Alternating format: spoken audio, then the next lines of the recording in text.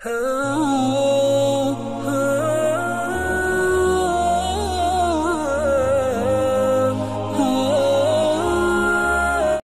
अलैकुम वरहमतुल्लाहि वबरकातुहू। आओ मसाइल सीखे ग्रुप में आपका इस्तकबाल है। आइए पहला सवाल लेते हैं सादिक भाई शोलापुर से। वो पूछते हैं कि मैंने बैंक में कुछ पैसे डिपॉजिट किए थे, कुछ दिन के बाद गया तो उसमें कुछ पैसे बढ़ गए थे। मालूम किया तो पता चला कि वो ब्याज के पैसे हैं। तो क्या वो ब्याज के पैसे हम कहीं इस्तेमाल कर सकते हैं या उसका हम खुद इस्तेमाल कर सकते हैं या नहीं? तो सादिक भाई, सबसे पहला मसला तो ये है कि वो ब्याज है और ब्याज मुसलमानों के लिए, ईमान वालों के लिए बिल्कुल हराम है। आप वो पैसे बैंक में न रखें, उसको निकाल ले। जो ब्याज के पैसे हैं वो निकाल कर किसी ज़रूरतमंद को बगैर सवाब की नीयत से दे दे, यही उसका मसरफ है। दूसरा सवाल माज भाई है जो औरंगाबाद के हैं। वो पूछते हैं कि नमाज में अगर ताउज़ तस्मिया छोड़ दिए तो क्या नमाज होगी या नहीं? यानी ताउज़ तस्मिया पढ़ना भूल गए या जानकर छोड़ दिए तो नमाज होगी या नहीं होगी? तो नमाज में ताउज़ और तस्मिया अगर आप भूल गए या आपने जानकर छोड़ दिया तो नमाज हो जाएगी। नमाज में इससे कोई फ़र्क नहीं आएगा, लेकिन थोड़ा सवाब कम मिलेगा। और जानबूझकर नहीं छोड़ना चाहिए ताउज़ और तस्मिया, इस बात का ख्याल रखें। अगला सवाल ख़वातीन के ग्रुप से ही है। एक और ख़ातून ये पूछती है कि एक औरत अपने शौहर से बहुत परेशान है, उसका शौहर उसे बहुत तकलीफ़ देता है, वो तलाक चाहती है लेकिन वो उसे तलाक भी नहीं देता, यहाँ तक कि वो बड़ी रकम देकर भी खुला लेना चाहती है, तब भी वो ऐसी सूरत में तलाक नहीं देता। तो क्या किया जाए? मेहरबानी करके जवाब दें।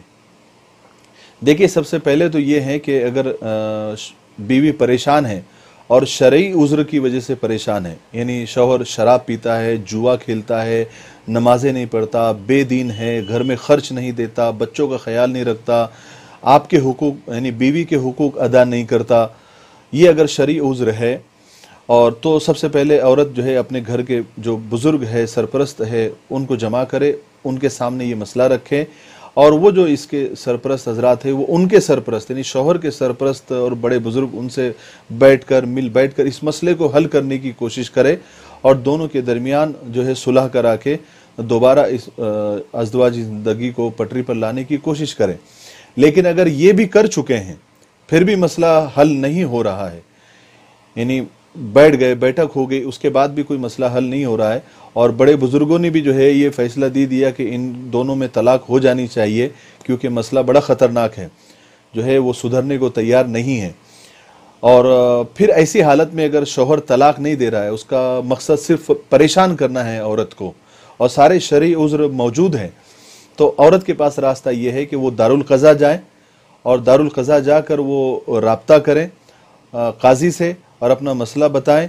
काजी से जो है सारे हालात को देखेगा, अगर उसको भी लगता है कि वाकई में उज़्र शरई है और जन्यून मसला है और अगर शौहर तलाक नहीं दे रहा है, परेशान करने की उसकी नीयत है, तो शरीयत ने काजी को इतना पावर दिया है, इतना हक दिया है कि काजी जो है निकाह तोड़ सकता है, यानी निकाह फस्ख करा सकता है। तो इंशाअल्लाह आपका दारुल क़ज़ा में मसला हल हो जाएगा। इस्लाम ने सबके साथ इंसाफ किया है और सबको बराबर का हक दिया है, तो औरत के पास भी ये ऑप्शन मौजूद है, तो आप इस तरीके से अपना मसला हल कर सकते हैं। दूसरा मसला भी जो है ख़वातीन के ग्रुप से है। एक ख़ातून ये सवाल करती हैं क्या औरतें बालों पर ब्लैक कलर के अलावा कोई और कलर लगा सकती हैं? क्या बाल पे कलर लगाने से गुस्ल नहीं होता जब तक कि रंग नहीं जाता? तो उसका जवाब ये है कि देखिए, सबसे पहली बात तो ये है कि औरतों की सारी ज़ेब व ज़ीनत अपने शौहर के लिए होनी चाहिए और इसी नीयत से उसने ज़ेब व ज़ीनत करनी चाहिए, मेकअप करना चाहिए कि वो शौहर के लिए कर रही है। अगर उसकी नीयत ये है कि मैं इसको शो करूं बाहर नामहरम में, गैर मर्दों में, किसी फंक्शन में, शादी में, वलीमे में और पार्टीज़ में, तो ये तो सरासर वो भी नाजायज़ है, वो भी हराम है और इस नीयत से करना ये भी नाजायज़ और हराम है। लेकिन कोई औरत इस नीयत से अपने शौहर को अट्रैक्ट करने के लिए, अपने अज़दवाजी ज़िंदगी में मोहब्बत पैदा करने के लिए और अपनी शादीशुदा ज़िंदगी में रंग भरने के लिए अगर बालों को रंगती है किसी और कलर से, कोई भी कलर हो, ब्लैक कलर के अलावा कोई भी कलर हो, तो वो कलर कर सकती है, कोई हरज नहीं है। लेकिन उसकी नीयत सिर्फ अपने शौहर को इम्प्रेस करने की होनी चाहिए, तो शरीयत में इसकी गुंजाइश है, कोई हरज नहीं है। सिर्फ ब्लैक कलर का मसला है, काला कलर। लेकिन औरतों के लिए ऐसी औरत के लिए जिसकी उम्र कम है और उसके बाल सफ़ेद हो गए हैं, और उस बाल सफ़ेद होने की वजह से शादीशुदा ज़िंदगी में डिस्टर्बेंस हो रहा है या शौहर की नज़र में वो उतरते जा रही है, तो वो जो है अपने बालों को काला खिजाब या काला कलर लगा सकती है। लेकिन एक मसला और जहन में रखे, ये चाहे काला खिजाब लगाए, काला कलर लगाए या फिर कोई और कलर लगाए, कलर लगाते वक्त इस बात का ख्याल रखें कि आजकल जो केमिकल वाले कलर आ गए हैं, जिसकी वजह से बालों पर एक परत सी चढ़ जाती है, एक उसके ऊपर कवर हो जाता है, जिसकी वजह से गुस्ल का, वज़ू का, मसा का पानी जो है बालों की जड़ों तक नहीं पहुंचता, गुस्ल का पानी नहीं पहुंचता। तो ऐसे कलर केमिकल वाला है जिससे परत चढ़ जाए बालों के ऊपर, वो जायज़ नहीं है।